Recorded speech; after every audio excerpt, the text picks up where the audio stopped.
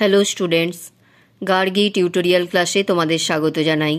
দেখো, আজকে আমার বিষয় হলো বর্ধমান ইউনিভার্সিটি 5th সেমিস্টার স্টুডেন্টদের জন্য যারা ডিএসসি 1A-তে পলিটিক্যাল সায়েন্স রেখেছ তাদের একটি গুরুত্বপূর্ণ প্রশ্নের উত্তর আমি আজকে দিয়ে দেব।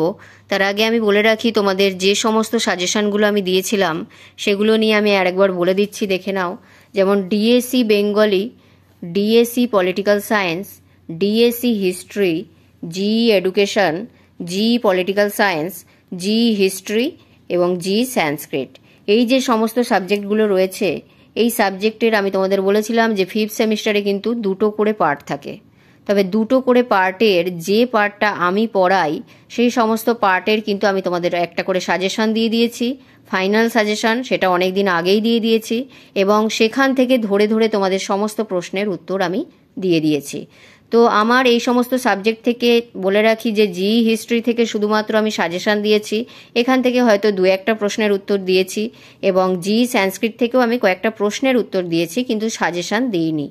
বাকি যেগুলো থাকলো, অর্থাৎ এই সমস্ত সাবজেক্টগুলো থেকে জি পলিটিক্যাল সায়েন্স পর্যন্ত এই সমস্ত সাবজেক্টগুলো থেকে আমি পুরো সাজেশান দিয়ে সম্পূর্ণ ধরে ধরে তোমাদের অ্যান্সার দিয়ে দেওয়ার চেষ্টা করছিলাম।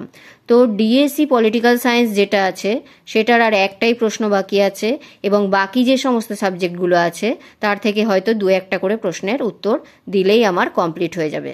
আর ডিএসসি পলিটিক্যাল সায়েন্স অর্থাৎ তুলনামূলক রাজনৈতিক তত্ত্ব, এখান থেকে যে সাজেশান দিয়েছি সেখান থেকে আর একটা প্রশ্নের উত্তর, যেটা আমি আজকে এখনই দিয়ে দেবো, সেটা দিয়ে দেওয়ার পরেই তোমার এটা কমপ্লিট হয়ে যাবে, তাই আমি এটা টিক মার্ক দিয়ে দিয়েছি। আর এই যে 1, 2, 3, 4টে, এই 4টে সাবজেক্ট থেকে মাত্র 2-1টা করে প্রশ্নের উত্তর দিলেই কিন্তু এগুলোও ক্লিয়ার হয়ে যাবে। তোমাদের পরীক্ষার আগে আমি যেরকম কথা দিয়েছিলাম তা আমি শেষ করে দেওয়ার চেষ্টা করছি। আর জি হিস্ট্রির আমার পক্ষে আর দেওয়া সম্ভব হয়নি। জি হিস্ট্রি থেকে আমি তোমাদের শুধুমাত্র সাজেশান দিয়েছি, প্রশ্নের উত্তর দিতে পারিনি, এবং জি সংস্কৃত থেকেও আমি কিছু কিছু প্রশ্নের উত্তর দিয়েছি, কিন্তু সাজেশান দেওয়া সম্ভব হয়নি। যদি এইগুলো দিয়ে দেওয়ার পর কোনো সময় থাকে তাহলে আমি চেষ্টা করব এগুলো থেকে কিছু দিয়ে দেওয়ার, কিন্তু তার আগে এগুলো আমার পক্ষে সম্ভব নয়। তো চলো, আমি যে প্রশ্নের সাজেশান দিয়েছি অর্থাৎ ডিএসসি পলিটিক্যাল সায়েন্স অর্থাৎ তুলনামূলক রাজনৈতিক তত্ত্ব থেকে যে সাজেশান দিয়েছি তার যে একটা প্রশ্ন বাকি আছে সেইটার উত্তর দিয়ে আমি আজকে এটা তোমাদের কমপ্লিট করে দিচ্ছি, এটাই আমি এখানে জানিয়ে দিলাম। আর বাকি যেগুলো থাকলো সেগুলো এবার আমি দিতে থাকবো। চলো দেখে নাও, বাকি আছে আর শুধু জয়প্রকাশ নারায়ণের গণতান্ত্রিক ধারণাটি বিশ্লেষণ করো, এই প্রশ্নটা আমি এখন দিয়ে দেব আরেকবার, তাই তোমাদের ফাইনাল দেখিয়ে দিচ্ছি সাজেশনটি, এবং এটি ধরে ধরে আমি তোমাদের সমস্ত প্রশ্নের উত্তর দিয়ে দিয়েছি, এবং এগুলো তোমরা আমার চ্যানেলে তো পাবেই। এছাড়াও আমি একটি 5th সেমিস্টারের প্লে লিস্ট বানিয়ে রেখেছি তোমাদের জন্য, যাতে তোমাদের খুঁজতে কোনো অসুবিধা না হয়। সেখানে যাও, গিয়ে থাম্বনেল দেখে দেখে প্রশ্নের উত্তরগুলো কালেক্ট করে নাও। এছাড়াও তোমরা একটু স্ক্রল করে নিচের দিকে চলে যাবে, যেহেতু আমি এই মুহূর্তে প্রশ্নের উত্তরগুলো দিচ্ছি সেগুলো নিচের দিকে থাকছে, তাই তোমরা নিচের দিকে গিয়ে সমস্ত প্রশ্নের উত্তরগুলো কালেক্ট করে নাও। সাজেশনটা একবার দেখে নাও ভালো করে, যারা জানো না তাদের উদ্দেশ্যে দেখিয়ে দিচ্ছি, তারপর আমি ওই প্রশ্নের উত্তরটা দিয়ে দিচ্ছি।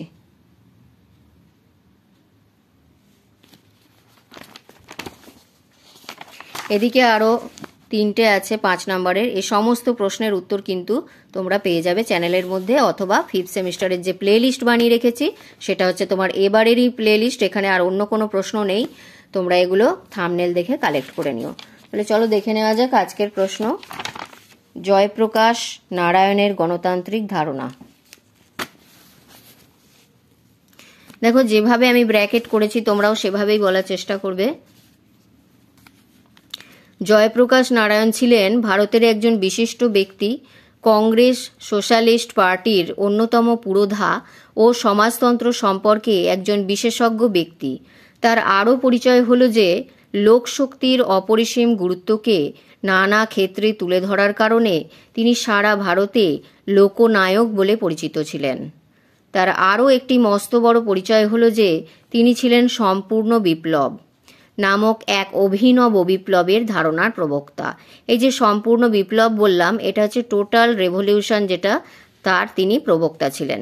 তিনি ছিলেন বিংশ শতাব্দীর লোক। তিনি জন্মগ্রহণ করেছিলেন 1902 সালের 12ই অক্টোবর এবং প্রয়াত হয়েছিলেন 1979 সালের 8ই অক্টোবর। সাধারণত সমাজতন্ত্রে উত্তরণের পন্থা হিসাবে জয়প্রকাশ নারায়ণ কোনো গোঁড়ামির পরিবর্তে পরিস্থিতি বিচার করে সিদ্ধান্ত নেবার পক্ষে মত প্রকাশ করেছেন। তার মতে মার্কস সহিংস ও শান্তিপূর্ণ দুই ধরনের বিপ্লবের সম্ভাবনা উল্লেখ করেছেন। এরপর এখানে চলে আসবে সেকেন্ড প্যারায়, এই খোলা মন সত্ত্বেও কিন্তু জেপি শান্তিপূর্ণ পদ্ধতির দিকেই বেশি ঝুঁকেছেন। তার মতে মার্কসের সময়কালের তুলনায় রাজনৈতিক গণতন্ত্র বেশি প্রসারিত হয়েছে। ধনতন্ত্রের অর্থনৈতিক, রাজনৈতিক ও আদর্শগত শক্তি ইউরোপে সম্পূর্ণভাবে ভেঙে পড়েছে। ব্রিটেনের তার দুর্বলতা বেড়েছে বহুগুণ, আর এসবের ফলে শান্তিপূর্ণ পথে সমাজতন্ত্রেও বহুগুণ, আর এসবের ফলে শান্তিপূর্ণ পথে সমাজতন্ত্রের উত্তরণের সম্ভাবনাও বেড়েছে অনেক। আচ্ছা, এরপর এখানে এসো। তবে তিনি বর্তমান সমাজ ব্যবস্থার দলহীন গণতন্ত্র প্রতিষ্ঠায় বিশ্বাসী ছিলেন। তার মতে জনগণের সহযোগিতামূলক গণতন্ত্র হল দলহীন গণতন্ত্র, যার অবস্থিতি লক্ষ্য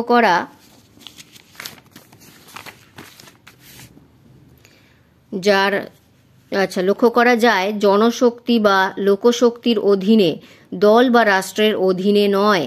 বস্তুতর সভা, মিছিল, ধর্মঘট, আন্দোলন প্রভৃতি উপায় পদ্ধতির মাধ্যমে দলহীন গণতন্ত্র জনসাধারণের সহযোগিতায় কার্যকর ও অব্যাহত থাকে। কাজেই সমাজ সংগঠন ও পুনর্গঠনের বিষয়ে জনগণের অংশগ্রহণ, তাদের ঐক্যমত, তাদের সামাজিক দায়িত্বশীলতা, তাদের সাহায্য সহযোগিতা প্রভৃতির উপর ভিত্তিশীল এক সুস্থ ও কার্যকর গণতন্ত্র হল দলহীন গণতন্ত্র। তাহলে এই গেল যেটা জয়প্রকাশ নারায়ণের গণতান্ত্রিক ধারণা। আরেকবার দেখিয়ে দিচ্ছি, চলো দেখে নাও অ্যান্সারটা। সহজ আছে এখান থেকে, তাই আমি এখান থেকেই দিয়ে দিলাম।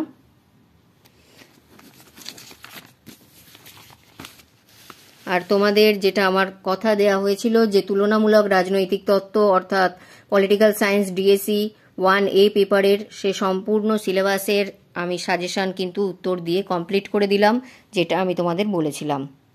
তাহলে এই গেল আজকের ভিডিওটি যদি গুরুত্বপূর্ণ মনে হয় তাহলে একটি লাইক করে দিও, চ্যানেলে নতুন হলে সাবস্ক্রাইব করে নিও এবং আমার পরিবারের সদস্য হয়ে থেকো। এই বলে শেষ করলাম। দেখা হচ্ছে আবার পরের ভিডিওতে।